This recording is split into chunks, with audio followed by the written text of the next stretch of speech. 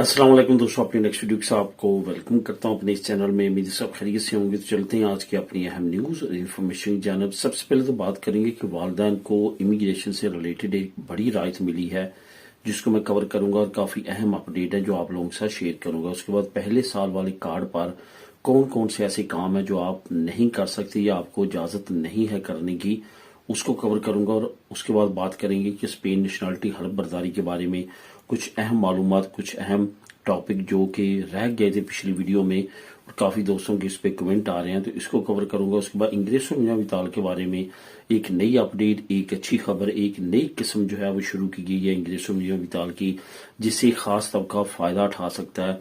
इसको कवर करूंगा वीडियो के आखिर में। तो दोस्तों, वीडियो डिटेल्स की तरफ जाने से पहले आपको बताता चलूं कि लिंक आपको कौन सा मिलेगा नीचे डिस्क्रिप्शन में, जिसको आप क्लिक करके खुद भी रीड कर सकेंगे। इंग्रेसो मियां विताल से रिलेटेड जो खबर है, इसका लिंक नंबर 1 आपको नीचे डिस्क्रिप्शन में मिल जाएगा, जिसको आप क्लिक करके खुद भी रीड कर सकेंगे।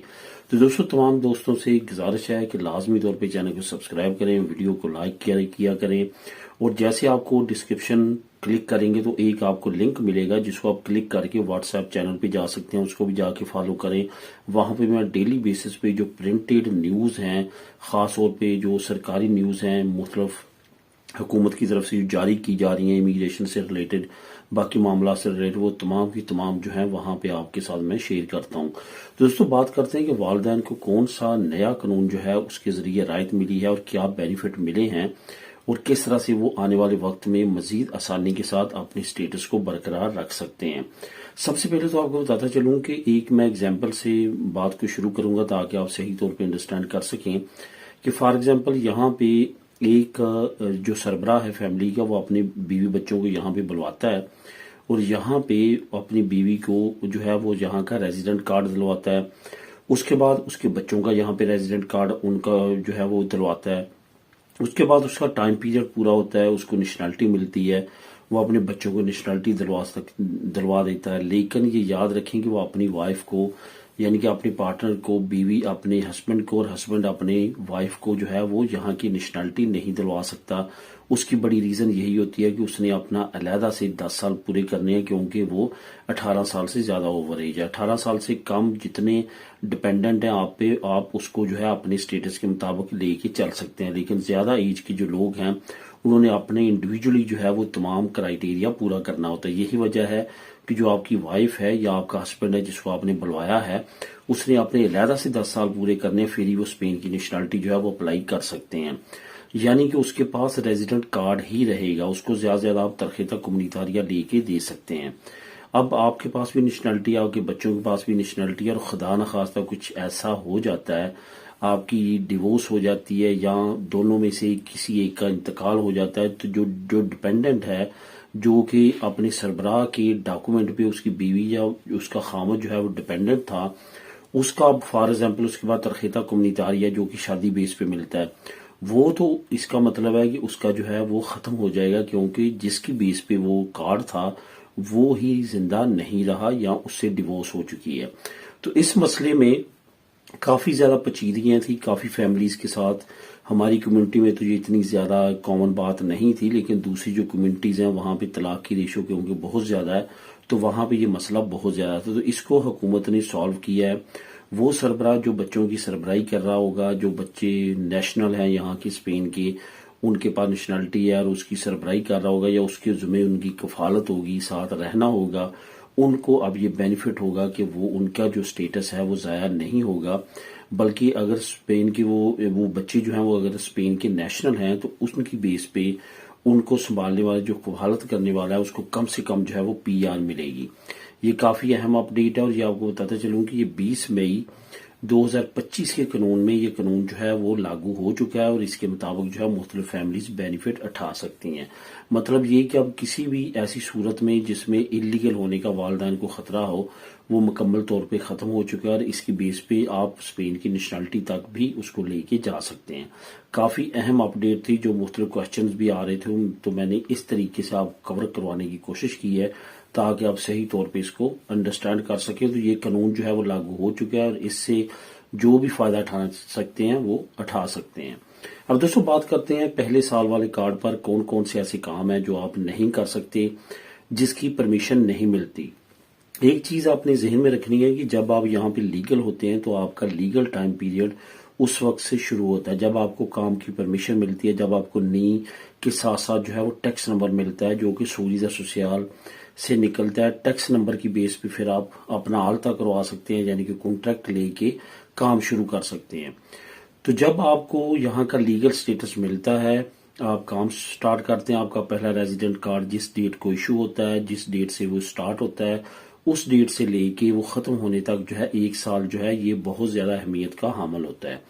یہ نہ صرف آپ کے آگے رینیویشن کے لیے بلکہ یہاں پہ کچھ ایسے کام ہیں جن کا تمام کا دار و مدار جو ہے اسی 1 سال پہ ہوتا ہے۔ آپ اگر یہاں پہ جو ہے ریزیڈنٹ کارڈ لے لیتے ہیں، جیسے ابھی امیگریشن اوپن ہو رہی ہے تو یہاں پہ آپ کو جو پہلا کارڈ ملے گا اس میں آپ جو ہے وہ آپ کو میں نے کئی مرتبہ پہلے بھی اس پہ بات کی ہے کہ یہ کافی زیادہ رسکی کارڈ ہوتا ہے، اس پہ آپ نے بالکل بھی رسک نہیں لینا۔ اس کو آگے جب آپ نے رینیویشن تک لے کے جانا ہے تو 1 سال کم سے کم آپ کا یہاں پہ چلا ہونا چاہیے، اور اس پہ میکسیمم جتنا زیادہ ٹیکس آپ جمع کروائیں گے اتنا زیادہ آپ کو اس میں بینیفٹ ملے گا۔ یہاں پہ ایک اور چیز آپ کو بتاتا چلوں کہ کچھ دوستوں کی طرف سے مختلف کمنٹس آ رہے ہیں کہ کیا میں پہلے سال پہ یہ کر سکتا ہوں، پہلے سال پہ یہ کام کر سکتا ہوں۔ تو اس پہ میں نے یہ سوچا کہ آپ کو بتاتا چلوں کہ کون سے ایسے کام ہیں جو آپ نے پہلے سال والے کارڈ پر نہیں کرنے یا آپ کو پرمیشن نہیں ملتی۔ سب سے پہلے تو آپ کو بتاتے چلیں کہ 1 سال کے کارڈ پہ جو پہلا سال کا آپ کا کارڈ ہوتا ہے اس پہ آپ اپنی فیملی کو نہیں بلا سکتے۔ جیسے اس کی رینیویشن ہوگی تو آپ فوراً جو ہے ایلیجیبل ہو جاتے ہیں، آپ اپنی فیملی کو بلوا سکتے ہیں۔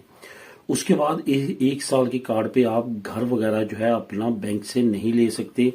بینک آپ کا تمام ریکارڈ چیک کرتی ہے، ویزا لبرال چیک کرتی ہے، آپ نے کتنا کام کیا ہے، کون سا کام کیا ہے، وہ سارا ریکارڈ کم سے کم 1 سال کا جو لیگل سٹیٹس ہے وہ آپ کا یہاں پہ اسپین میں ہونا چاہیے، تبھی وہ آپ کو پرمیشن دیتے ہیں۔ اس کے بعد آپ نے کسی طرح کی بھی امداد نہیں لینی، یہ آپ لے سکتے ہیں لیکن یہ آپ کی رینیویشن میں پرابلم کرے گی، کیونکہ آپ نے ابھی 1 سال سے بھی کم عرصہ آپ کا ہوگا اسپین میں اور آپ نے ابھی سے ایوتا لینی شروع کر دی، اپلائی کرنی شروع کر دی، انگریسون میں تاڑ ہو یا کوئی بھی ہو، تو آپ جو ہے اس پہ ایلیجیبل نہیں ہوں گے۔ اگر ملتی بھی ہے تو آپ کی رینیویشن کے لیے پرابلم ہوگی۔ اس کے بعد انگریسو منیمم ویتال یا اس طرح کی کوئی بھی امداد جو ہے اس کے لیے آپ ایلیجیبل نہیں ہیں، کیونکہ آپ کا 1 سال ابھی جو ہے یہاں پہ ویزا لبرال یا آپ کا کانٹریکٹ نہیں چلا، اور نہ ہی آپ کا رینتا ڈکلراسیون ہے جس سے ان کو پتہ چل سکے آپ کی فائنینشیل کنڈیشن کیا ہے۔